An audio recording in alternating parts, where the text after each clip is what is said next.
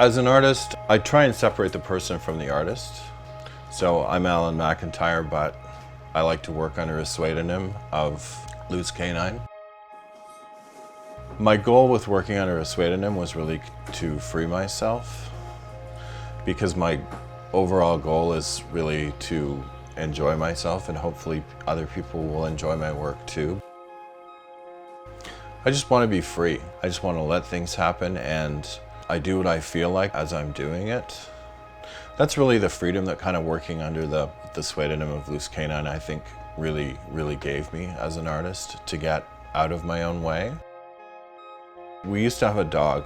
The first dog we had, lovely dog, we had her for a long time, had a penchant for running away after squirrels or foxes or... So in her honor, I had changed I made my original Hotmail address as a nod to her, so I called it Loose Canine.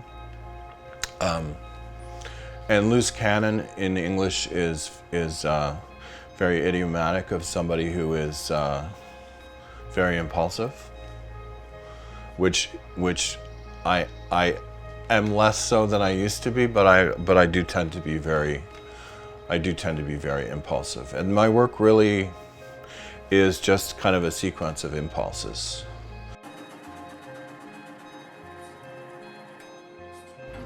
In the last year or so, I started taking my paintings. There's a lot of visual separation. I was using a lot of really heavy outlines, and I was dying to cut them apart. Basically, you know, trim out pieces and then rebuild them in separate layers. I call it 2.5D because it's not really three-dimensional particularly. It's mostly flat, but there's a little variance in the surface, sometimes between 1/8 of an inch and 1/4 inch, just to give the surface a little bit of, I don't know, more interest, I suppose. I don't know. I think actually also I'm